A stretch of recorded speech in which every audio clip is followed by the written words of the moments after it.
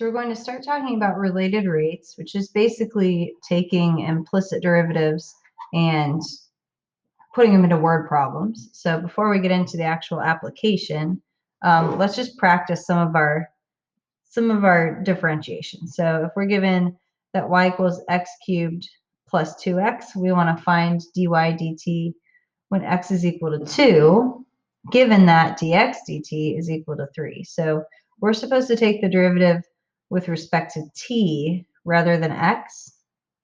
So we can take the derivative of both sides with respect to t. So that would leave this derivative of y as 1, and then it would be dy dt equals 3x squared. And again, since it's the derivative with respect to t, we need a dx dt multiplied in there, plus the derivative of 2x is 2, again, with respect to t, so we need another dx dt. So now this says evaluate dy dt when x is 2, and we know that dx dt is 3. So dy dt evaluated when x is 2 would be 3 times 2 squared is 4 times dx dt, which is 3, that's given in the problem here, plus 2 times dx dt is 3 again. So 12 times 3 is 36. 36 plus 6 is 42. Part B says find dy dt when x is 2, given that dx dt is 7. So same formula, just different numbers. So again, x is 2, dx dt is 7. So we can say dy dt evaluated when x is 2 is 3 times 4 again, times 7, plus 2 times 7. So 12 times 7 is 84, plus 14, so that's 98. Okay, let's try it again with a different equation. So given, this is the equation of a circle, right? X squared plus y squared equals 25. Find dy dt when x is 3 and y is 4 and dx dt is 8. So let's take the derivative of both sides with respect to t. Derivative of x squared is 2x dx dt plus 2y dy dt equals derivative of a constant is 0. All right, we're supposed to find dy dt. So you can solve for dy dt if you want, although it might be easier rather than writing all of this out. Let's just go ahead and sub in the numbers we have. So like we know x is 3, so 2 times 3 times 8 plus 2 times, they told us y is 4, and then we don't know dy dt. That's equal to 0. And then we can rearrange a little bit. So this is 6 times 8 is 48. So I'd be subtracting 48 to the other side. I'm going to write this over here. And that would equal 2 times 8 is 8 dy dt. So divide by 8, dy dt is equal to -6. Same equation, different numbers. Find dx dt instead of dy dt. Find dx dt when x is 4, y is 3, and dy dt is -2. So we just have to carefully plug in. So 2 times 4, I'm back here using this line. I don't know dx dt this time. Plus 2 times 3, dy dt is -2, equals 0. So this would be 8 dx dt equals, now on this side, it's -12, so I'm going to add 12 to the other side. And dx dt should equal, if I reduce 12 divided by 8, if I reduce that by 4, I would get 3 over 2. All right, So we're going to be doing those kind of computations, but to get the original equation, we're going to have to pull that from the application problem. So general steps here. It's good to identify what you're given, what do you know, and what are you trying to find. So this is like, we want to write down, what do we know? What do we want to find? Write an equation relating known and unknown quantities. So you're going to have some sort of relationship to work with. It could be a Pythagorean theorem. It could be a given equation. There are a few different options here. And then differentiate with respect to time. So that means d dt. We're going to have lots of dy dt's, dx dt's, and all kinds of other stuff. All right, and then at some point we'll have to plug something into our derivative equation and solve, just like we were doing up here. It's kind of hard to write out the steps without just doing the problem, so you can kind of refer back to this. This warning, do not substitute prematurely. We'll talk about that as we go through our work. But yeah, you don't want to sub in numbers too early. So let's just start on here. Two cars are traveling along perpendicular roads, car A at 40 miles per hour and car B at 60 miles per hour. At noon, when car A reaches the intersection, car B is 90 miles away and moving towards it. At 1 p.m., find the rate in miles per hour that the distance between the cars is changing. So what kind of stuff do we know? It's always good to just start kind of establishing things. And actually, let's label our picture for a minute. It's not quite clear. This first car is moving up. This second car is moving left. This is the intersection we're talking about where they're meeting. I'm going to call this vertical distance A, this horizontal distance B, and just like the distance between the two cars, I guess, will be D. Okay, so what do we know? So it says, let's see, back here, car A is traveling at 40 miles per hour. So let's call that dA dt.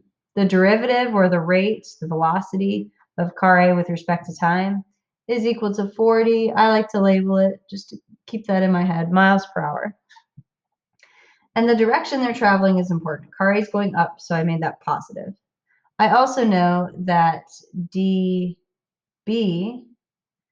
dt, the other car, is traveling at 60 miles per hour. It says it's traveling toward the other car, so to the left. So let's make that a negative velocity. You can kind of think of this intersection, if it helps, as being at like 0, 0. So negative 60 miles per hour. Okay, so that's what we know. What are we trying to find? We're trying to find the rate in miles per hour that the distance between the cars is changing. The distance between the cars is this hypotenuse of this right triangle. And so, yeah, as they both approach, that distance is shrinking, right? It's getting smaller. So let's call that dd dt. Now we're trying to find dd dt, and what do we want to use? Well, if we have a right triangle relating sides A, B, and D, we can use the fact that we know A squared plus B squared is equal to D squared. We can use that information. And if we're trying to ultimately find the derivative of D with respect to T, then we could also say we're going to take the derivative with respect to T of both sides. So the derivative of A squared would be 2A, and then I need dA dt, plus the derivative of B squared is 2B, dB dt equals 2D dd dt. It's kind of hard to say. And yeah, you might notice in this equation, every term has a coefficient of 2. It's an equation, so you're allowed to divide the 2's out just to make it a little nicer to look at. Okay, so we have, right now we have A times dA dt plus B times dB dt equals d times dd dt. Now I want to get to a point where I can like plug some numbers in. So what did they tell us? It says at noon, when car A reaches the intersection, car B is 90 miles away. And then at 1 o'clock, where'd that go? At 1 p.m., 1 hour later, we want to find the rate in miles per hour. Okay, so at noon, let's just kind of do this over here. At noon, when car A reaches the intersection, so when car A is, look at this picture, when car A is right here, so let's just draw this picture to the side. Car A is right here. Car B is still on the path to the intersection, right? It says it's 90 miles away. So that length is 90 miles. And then at 1 p.m., an hour has passed and the cars are traveling at constant velocities, right? So car A was moving at 40 miles an hour. So here we are at the intersection. An hour later, car A is now over here, and the distance that has passed has been 40 miles, right? And now where is car B? Car B was 90 miles away. An hour later at 1, so this is at 12. At 1 p.m., an hour later, car A is going 60, right? So it's traveled a distance of 60. So it's sitting right here. 60 from 90 is 30. So this is only 30 miles right here. So you have this little right triangle here. And why do I care about that? Because at 1 p.m., I need to know what's the length of A, what's the length of B, so I can sub some numbers in there. I also need to know what is the length of this D. This is the distance between the cars. So basically, we're now like on this little triangle here. So the distance between the cars, this is a 3, 4, 5 triangle, so it should be 50 miles. All right. So what am I going to do with that? I have this general equation relating A, B, and D and their derivatives, but I need to know what's happening at 1 o'clock. So at 1 o'clock, I can sub in distances for A, B, and D. And I also know some of the rates. So let's fill stuff in. So car A, where is its position? It's gone 40 miles in that hour, so 40. What was dA dt? We were given the speed of that car as 40 miles an hour. Car B is 30 miles away. So we're going to write plus 30. And remember, car B's speed, it's traveling, velocity, excuse me, it's traveling to the left. So it's negative 60. And that's equal to D. We know at 1 p.m., the distance between the two cars is 50 miles. We don't know dd dt. That's what we're trying to solve for. So the rest of this is just kind of computation, right? So we can say, goodness, there we go. So we can say, okay, 40 times 40 minus 30 times, 30 times 60 divided by 50 is coming out to negative 4. I guess probably didn't need a calculator for that, whatever. So d dt is coming out to negative 4. The rate would be miles per hour. And you can kind of double check to make sure that makes sense, because remember, as the cars are getting closer to each other, from the time they started here, a distance is going to shrink as they get closer to this intersection. And then yes, it's increasing again, but over the course of that hour, overall, that distance is at 1 p.m., that distance is negative 4 miles per hour. Because if they keep going, car B is going to keep getting closer to the intersection as car A moves away. So anyway, negative 4 miles per hour is our final answer for that problem. So you can see there's a lot more to the setup, and it just kind of takes practice. Okay, so let's do another one. You are pumping a constant amount of air into a balloon so that the volume of the balloon is changing at a constant rate of 3 cubic inches per second. Find the rate of change of the radius of the balloon at the instant when the radius is 4 inches. And then follow-up question, over time, is the rate of change of the radius constant, increasing or decreasing? So remember, we always start with what we know. What have we been given? So I underlined a few things as I was reading. It says the volume of the balloon is changing at a constant rate of 3 cubic inches per second. Let's call that dV dt is equal to 3, and I like to put the label cubic inches per second. Do we know anything else? Not really, but it wants us to find the rate of change of the radius of the balloon. So let's call that dr dt when the radius is 4 inches, when r equals 4. In the previous problem, they didn't say that. They didn't say find dd dt when a equals 40, or b equals 30, or d equals 50. We had to figure that out. But on this one, they told us when r equals 4. And let's label that inches. And then, okay, so find dr dt. Now, we're assuming that a balloon is a sphere. They do give you these volume formulas on the AP problems. So you'll see, we'll have a packet of AP problems, and you'll see they'll note that, hey, in parentheses, they'll say the volume of a sphere is 4/3 times pi r cubed. So it's good to know those formulas, but they give it to you. All right, so this is a formula I'm using. And again, that's different from the first problem. We just had a diagram and used Pythagorean theorem. Here, we're talking about a balloon that we're saying is a sphere. So using that formula. Once you have all this straightened out, your next step should be to take the derivative with respect to time of both sides. So we have, all right, actually, I'm going to bring my work up here. So we have dv dt equals, okay, when I take the derivative, these are all constants here. When I pull this 3 out, 4/3 pi times 3, that's just going to be 4 pi times r squared. And then I need a dr dt, so multiplied by dr dt. And at this point, I'm trying to solve for dr dt. I can go ahead and put in some variables, right? Because I know dv dt is 3.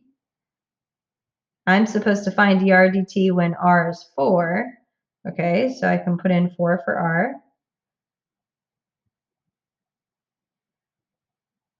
And then I can find dr dt. So let's see, this would be 64 pi. So 3 divided by 64 pi. We should always label our rates. Did I do that on the last one? Yeah, we call dt miles per hour. This would be, it's a radius, and the volume was measured in cubic inches per second. So this should be just regular inches per second, since radius is a linear measure. So that's dr dt.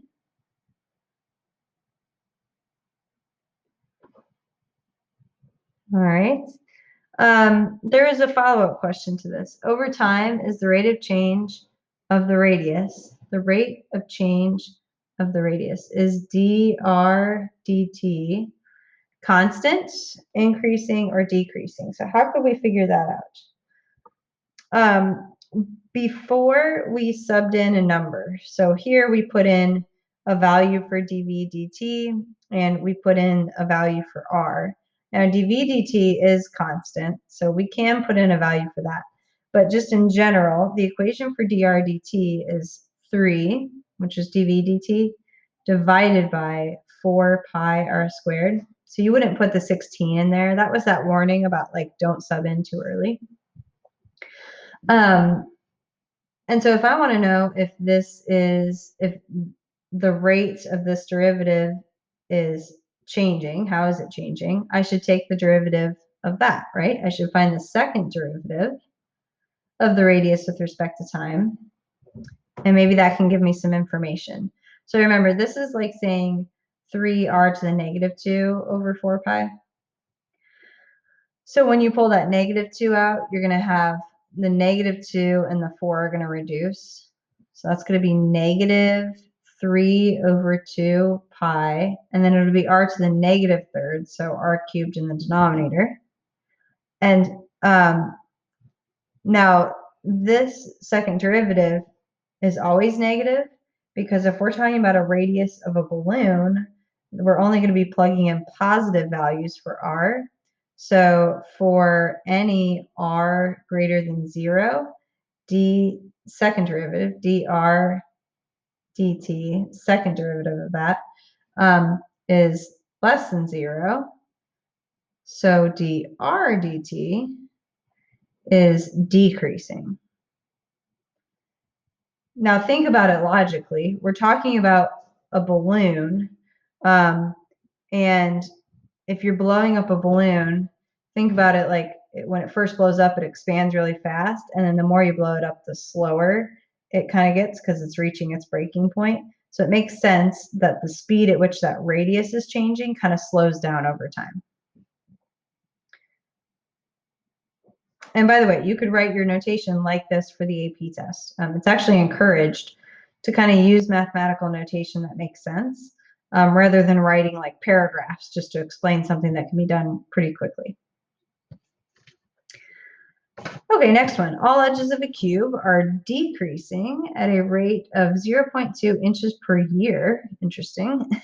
At what rate is the volume? What rate is the volume changing at the instant that the side is 6 inches? And then again, is the rate that the volume is changing constant? So what do we know? We were given the edges of a cube. Let's call those, I'm going to use S for side. So let's say ds dt is equal to, it's decreasing, so negative 0.2 inches per year.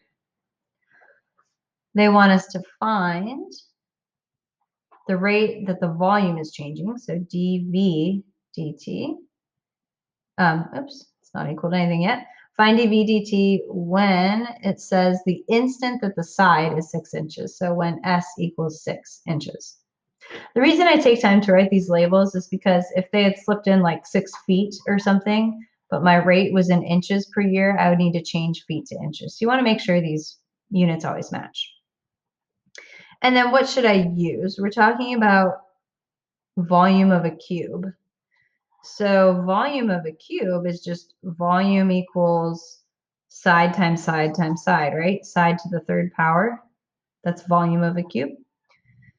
Okay, so derivative should be easy, right? dv dt, the derivative of both sides with respect to time, equals 3s squared ds dt. And then we can sub in our values. I'm going to bring that up here. dv dt is equal to 3 times, we said s was 6 squared, so 36. And ds dt is negative 0.2 inches per year. So 3 times 36 times negative 0.2 is negative 21.6. So dv dt is equal to negative 21.6. We're talking about volume where the sides were measured in inches, so that should be cubic inches per year. So there's that. Is the rate that the volume is changing constant? So, okay, before we subbed in numbers, we need to come back here to our dv dt formula. So dv dt is equal to 3s squared. Now we do have ds dt as constant, so we can make that negative 0.2. Okay, so that's actually, that'd be negative 0.6 s squared. And if we take the derivative of that, so the second derivative, we should have our answer. So the second derivative of volume with respect to time. So multiply this by 2, you're at negative 1.2 s. So is the rate that that's changing constant? No, it would be constant if I had just a single number. Like, is it constantly negative 1.2? No, as s changes, the rate at which the volume is changing changes as well. So we need a final answer here. I don't know why I wrote my answers in the space that I did, but I need to answer ultimately no. dv dt is not changing at a constant rate because, now, how could we explain this? I think we could say simply like, so this is a decreasing function, right? It's a negative linear function. So I'm just going to say because the second derivative of volume with respect to time is decreasing. That's enough to say that that second derivative is not constant. It's not a horizontal function. All right, keep on going.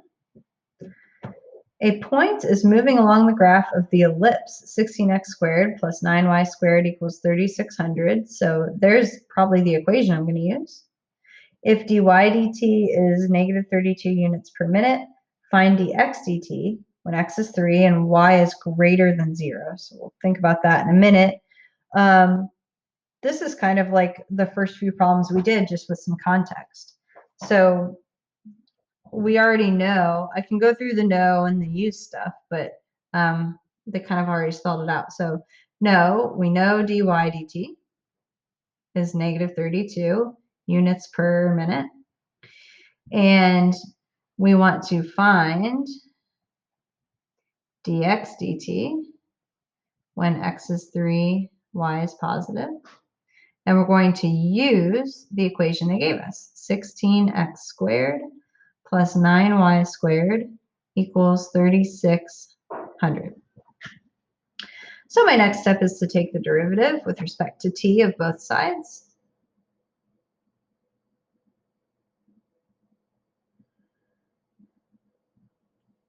All right, so that's going to be 32x plus 18y.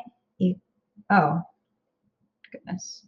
32x dx dt, sorry, plus 18y dy dt is equal to 0, which doesn't need a dt on it. Okay, so we have this. We need to know, let's see, we know x is 3, but it just says y is positive. I need an actual number to plug in for y. So let's go investigate back here. On the equation, when x is 3, I can figure out what y is just by plugging this in. So 16 times 3 squared times 9 plus 9y squared equals 3600. Okay, so 9y squared equals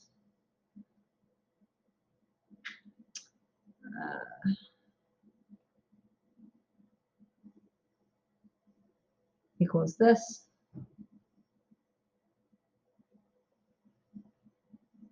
3, 4, 5, 6. Interesting. And then, sorry, divided by 9. 384. Y squared equals 384. Here's the reason we were given y needs to be greater than 0. When we square root that answer, technically the answer is plus or minus this value. I guess I'm just going to leave it at square root of 384. Technically it's plus or minus, but y is greater than 0, so just positive 384. But be careful, because if that said y less than 0, then you'd have to remember that you need to put a negative in there. Okay, so now I have enough information. I can plug in 3 for x. I don't know dx dt, that's what I'm trying to solve for. Plus 18, I can plug in square root of 384 for y. I do know dy dt, it is negative 32. And this is all equal to 0. All right, so let's see, dx dt. I want to leave my answer exact, so I don't want to multiply all this out, but I will say, okay, I'm going to add this over. I've got 18 times square root of 384. I'm not bothering to do 32 times 18 because I can see I'm going to be dividing by 3 times 32. So why do that math when it's just going to cancel out there?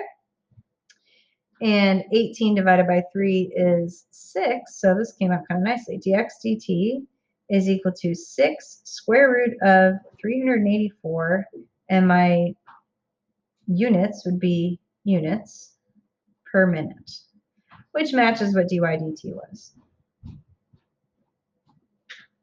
Is x changing at a constant rate? Let's see. We need a dx dt formula. If I get dx dt by itself, let's see. So plugging in,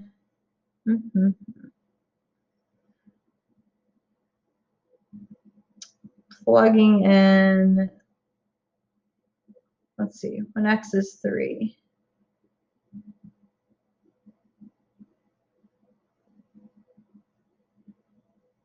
Okay, sorry, we do know dy dt. So, all right, so if I rearrange my equation here, I've got, let's see, I've added, sorry, I've added 18 square root of 384. But this dy dt is constant. So that should be times 32. Lost in my own work there, sorry about that. Divided by x would be, oh, this needs to be y as well, sorry. Sorry, I was plugging in, that's what I was guessing, second guessing myself on. Okay, sorry, back here. Negative 18 y dy dt. Before I sub in numbers, I better just work with what I have. If I were to subtract that over and then divide by 32x. Okay, so I'm just solving this equation here for dx dt. And then let's see, what can I plug in here? So is x changing at a constant rate? We don't know that x is 3, and we also don't know what y is. So the question is, if I take the derivative of this, is it going to come out to a single number? I think I can kind of safely do it without having to actually do this derivative rule, but sorry, I can sub in negative 32 for dy dt because that was given to us, right? So let me clean this up a bit. So we really are just looking at 18y over x. If I take the second derivative of x with respect to t, I'm going to use quotient rule, right? Low d high minus high d low over low. Without having to simplify this, I can see like, yeah, I'm going to have x's left in my second derivative. So is x changing at a constant rate? No. Anytime your second derivative still has a variable in it, if it's not a constant number, then no, x is not changing at a constant rate. Oh, you know what? I did too much work. I just answered dx dt. It's not changing at a constant rate. Okay, is x changing at a constant rate? No, because let me go back. Went too far, sorry. What's our formula for dx dt? Our formula for dx dt is negative 18y over x, positive 18y over x. So no, because depending on how x and y, where you are on your ellipse, these values are going to change. So for the same reason, since I still have variables in my dx dt formula, no, it's not changing at a constant rate. Sorry about that, did too much work. Okay, here's a really common AP question involving a cone. One thing we need to make a note of here. In a cone, we have to know that the height and the radius are proportional. We're going to rely on that relationship in a cone. So I'll come back to that when we go through this problem, but it says a circular conical reservoir, vertex down, has a depth of 20 feet. Depth is the same in this diagram as height. And a radius at the top of 10 feet. So right there, that's the proportion. The height over the radius is 20 to 10. Water is leaking out, so the surface is falling at the rate of 1/2 foot per hour. Okay, the rate in cubic feet per hour at which the water is leaving the reservoir when the water is 8 feet deep is what? So let's sort through what we know because we have a few things here. We know that the height is 20 feet and the radius is 10 feet at the top. That's not going to be the same value throughout, right? Because the radius gets smaller as you get toward the point and the height gets smaller as the water lowers. When it says that the surface is falling at a rate of 1/2 foot per hour, that's really dH dt, because if the surface of the water is falling, that's telling you the rate at which the height here of the cone, the height of the water, depth of the water, whatever, the rate at which that's falling. So it's negative 1/2 feet per hour. Oops. We are supposed to find the rates, excuse me, in cubic feet per hour. There's your hint if you didn't realize what you're supposed to find is dV dt, because it's cubic feet per hour. Find dV dt when h equals 8 feet. And what are we going to use? Again, they're going to give you this, but it would be good to be familiar with it. The volume of a cone is 1/3 times pi r squared h.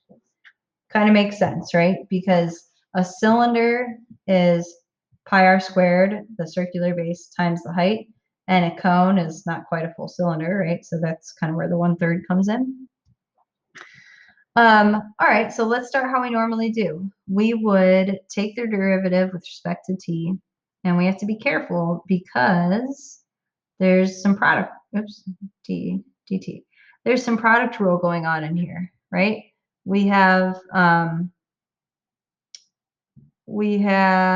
what is it? R squared and h. So we have to do dv dt equals 1/3 times pi times the derivative of 2r is 2 pi over 3 times r. Now, do I really want to do product rule? No. Can I avoid product rule? Yes, because we have this relationship right here that says rather than working with two variables, let's get rid of something. Remember we said h and r are proportional, right? So if h is 20 feet when r is 10 feet, that means that r is equal to 1/2 h, or in other words, h is equal to 2r. Which one should I think of? Well, we know dr dt, or I'm sorry, we don't know dr dt, but we do know dH dt. So I need to leave the h in my equation and I need to get rid of the r. So I kind of got ahead of myself here. So how do you know which one to sub out? It totally depends on what are you given. I don't know anything about dr dt, but I know dH dt. So I need the formula in terms of h, which means I'm going to replace the r. 1/3 times pi times, instead of r squared, 1/2 h squared times h. So this is still, sorry, this is not dV dt yet. This is still volume. So volume equals, let's clean this up. This is going to be 1/4 h squared. So 1/3 times 1/4 times pi is pi over 12. H squared times h is h to the third. All right, so instead of doing this crazy product rule and then not having anything to put in for dr dt, now we have volume in terms as a function with respect to h, and I can take the derivative with respect to t of both sides. 3 times pi over 12 is pi over 4 times h squared dH dt. I know dH dt. So pi over 4 times, we also know the height is 8 feet, so times 64 when you square it, times negative 1/2. And so dv dt is equal to 64 divided by 4 is 16 times negative 1/2 is negative 8 pi. And the units would be cubic feet per hour. You can check to see if your answer seems reasonable. Should the volume be negative? Yes, because it says water is leaking out of this, so the amount of water is decreasing. Okay, another cone problem. Gravel is being dumped onto a conical pile at a rate of 8 cubic feet per minute. So let's start listing out what we know. We know dv dt is equal to 8 cubic feet per minute, and that's positive because we're dumping or adding it onto a pile. The diameter of the base is approximately 4 times the height of the pile. The diameter is equal to 4 times the height. Okay, do I really want diameter? No, my cone formula involves radius. So let's replace diameter with 2r equals 4h. And that's the same as saying r equals 2h. And I'll just keep that relationship there for a minute. At what rate is the height of the pile changing at the instant the diameter is 6 feet? So find the height, dh dt, the rate at which the height is changing when, now diameter is 6 feet, so we should say radius is 3 feet. Use volume of a cone. Volume of a cone is 1/3 pi r squared h. Before we get started, just like we did last time, we need to either replace the r or the h, and it depends upon, in this case, what I'm trying to find. I want to find dh dt, so I want h to stay in my equation. So I'm going to do the same thing I did last time and replace the r with, in this case, 2h. It's not always going to be 2h. It depends on the problem. It's just been that the last two problems. Oh, no, I guess last time never mind. Last time it was 1/2 h. Okay, so volume is 1/3 times pi. Instead of r squared, we're putting into h and squaring it times h. So volume is now, this is going to be 4 pi over 3 times h to the third. Now I can take the derivative with respect to t.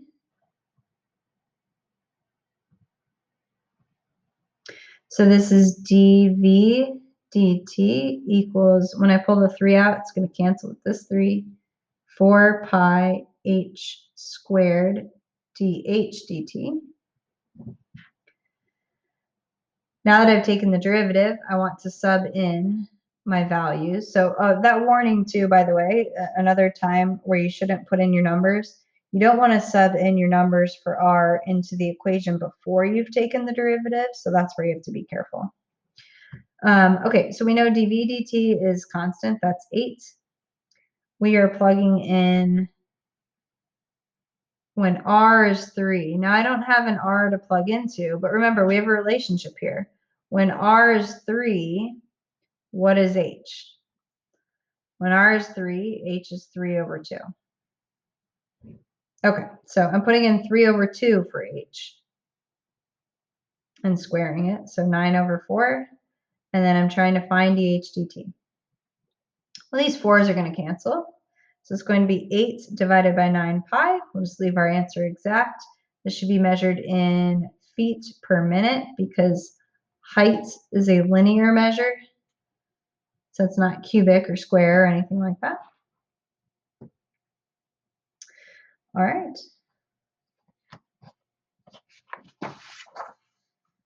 Another type of problem here.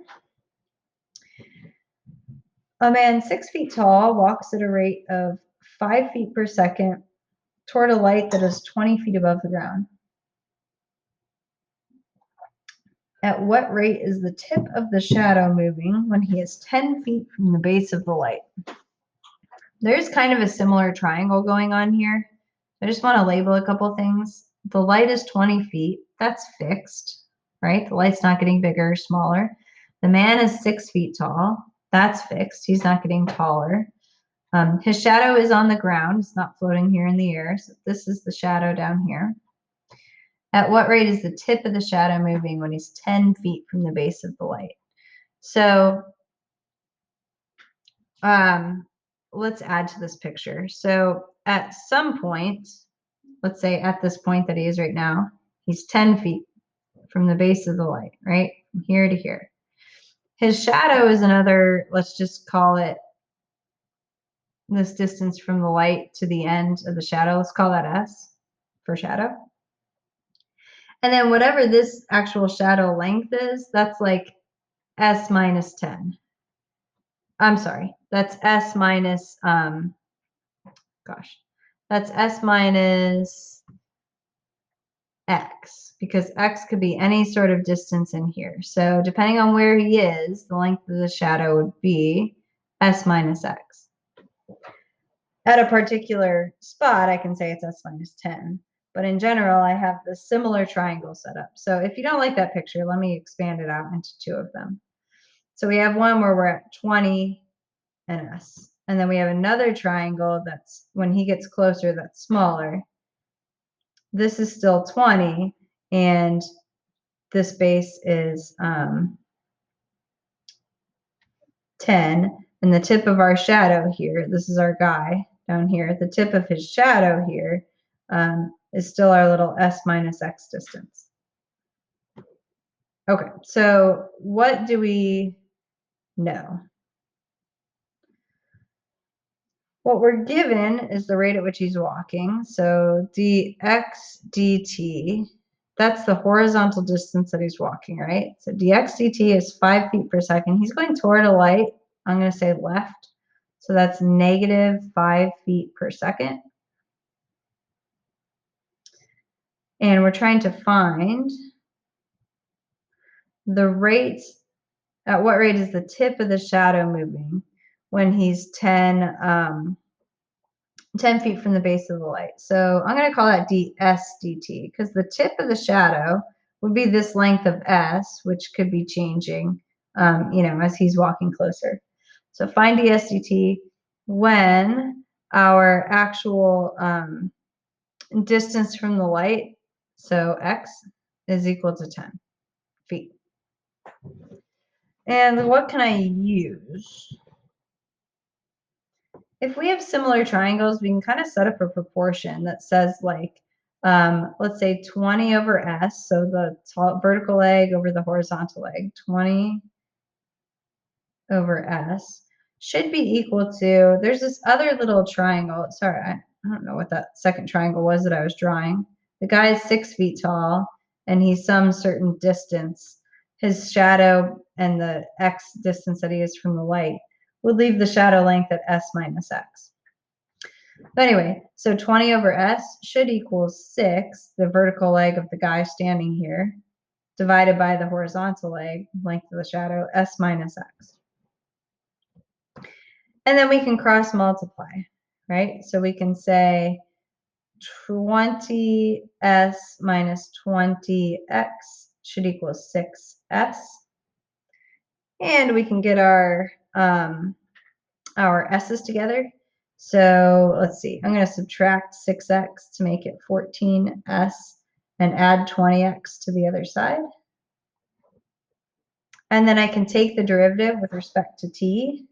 So I would get 14 ds dt equals 20 dx dt. And then I can sub in, back up here. There's no x for me to put in the when x equals 10 feet thing, so that is kind of irrelevant at this point. But I do have, I'm given dx dt, so 14 ds dt is equal to 20 times negative 5. And so I can simplify that. ds dt is negative, well, there's no need to do this, right? We can just reduce by 2. So negative 50 over 7. And that would be measured in feet per second, because again, the length of the tip of the shadow, that's a linear measure. At what rate is the length of the shadow changing when he is 10 feet from the base of the light? So the length of the shadow is this little s minus x. So find ds minus x dt when x equals 10. Okay, well, I can still go through and solve a little equation. So I have, let's see. So if I set up my proportion again, I can say I have, sorry, going back up here, I can say length of the shadow. So 6 over s minus x is equal to 20 over s. And I can multiply, cross multiply again. 6s is equal to 20. Let's just leave it as s minus x. And so I can take the derivative of both sides. Although actually, let's, I guess it doesn't matter. Let's divide the 20 over though. Because if I want to take, I want to ultimately solve for ds minus x over dt. So why not isolate that right away? So I'm going to divide by 20. 3s over 10, if I reduce, is equal to s minus x. So now when I take the derivative with respect to t, I get 3/10 times ds dt equals the derivative of s minus x with respect to t, which is what I want to find. And that equals 3/10 times, they gave us ds dt in the previous problem. Or no, we found it, sorry. It was negative 50 over 7. And I can use that because that was the ds dt when x was 10, and we're still talking about the same situation. So I'm kind of working backwards here. So this is negative 5. So negative 15 over 7. It would still be feet per second for the speed at which the length of the rate at which the length of the shadow is changing. A boat is being, last example, a boat is being pulled to shore by a pulley 8 feet above the surface of the water. If the rope attached to the pulley is being reeled in at a rate of 20 feet per minute, what is the speed of the boat at the instant the boat is 40 feet from the shore? All right, so let's label a few things. A boat is being pulled to shore by a pulley 8 feet above the surface of the water. So this is fixed at 8 feet. And the distance between the boat and the shore is variable, so I'm going to call that B. And I'm going to call, I don't know, I'm going to call this R, I guess, the distance between the pulley and the boat. But you can call it whatever you want, whatever variable you want. So I'm just thinking R for rope. So what do we know in this problem? The rope is being reeled in at a rate of 20 feet per minute. So dr dt is negative 20 feet per minute. What do they want us to find? We're supposed to find the speed of the boat. So db dt when the boat is 40 feet from shore. So that would be when b equals 40 feet. And what should I use? Well, we have another right triangle, so we should use Pythagorean theorem. B squared plus 8 squared, 64, is equal to r squared. And then I want to take the derivative with respect to t. So I'm going to get 2b dt. The derivative of 64 is 0, equals 2r dr dt. I can divide out the 2's.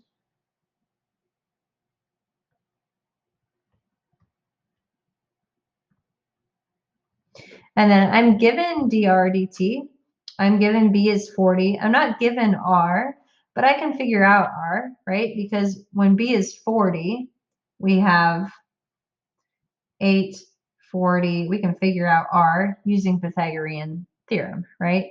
So r would be the square root of, let's see, 40 squared would be 1600 plus 64. So square root of 1664. I'm just going to leave it like that. Okay, so now that I've taken the derivative, I can sub in my values. So b is 40. I don't know db dt. I now know that r is the square root of 1664, and I know dr dt is negative 20. So to solve for db dt,